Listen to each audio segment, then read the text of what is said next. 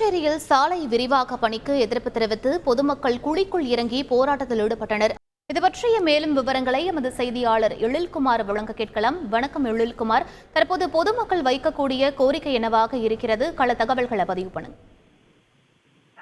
புதுச்சேரி அரியாங்குப்பம் தொகுதிக்குட்பட்ட ராதாகிருஷ்ணன் நகரில் 20க்கும் மேற்பட்டோர் சாலையோரத்தில் வசித்து வருகின்றனர்.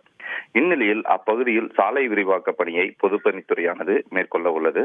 இதற்காக அங்குள்ள மக்களை காலி செய்யுமாறு பொதுப்பணித்துறை அறிவுறுத்தியுள்ளது.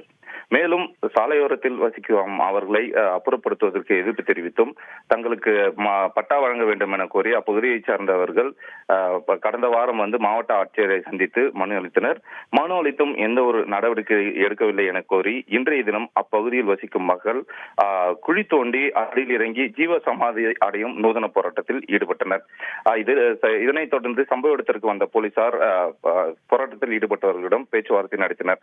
ஆனால் பேச்சுவார்த்தைக்கு கட்டுப்படாமல் தொடர்ந்து குழிக்குள் இருந்து தங்களது எதிர்ப்பை தெரிவித்து போராட்டத்தில் ஈடுபட்டு வந்தனர்.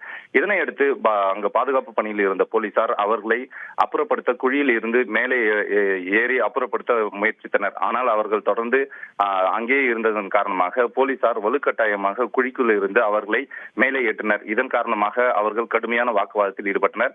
மேலும் ஒரு சில பெண்கள் பெட்ரோல் அவர்கள் மீது ஊற்றி தற்கொலை முயற்சியும் ஈடுபட்டனர். இதனிடையே போராட்டத்தில் ஈடுபட்ட பெண் ஒருவர் அருகில் இருந்த குளத்தில் குதித்து தற்கொலைக்கு முயற்சி செய்தார். இதன் காரணமாக அப்பகுதியில் பரபரப்பு ஏற்பட்டது. மேலும் தொடர்ச்சியாக போராட்டத்தில் ஈடுபட்ட 20க்கும் மேற்பட்டோரை போலீசார் வலுக்கட்டாயமாக கைது செய்து அப்புறப்படுத்தினர். விவரங்களுக்கு நன்றி எழில்குமார். செய்திகளை உடனுக்குடன் தெரிந்து கொள்ள உடனே சப்ஸ்கிரைப் பண்ணுங்க.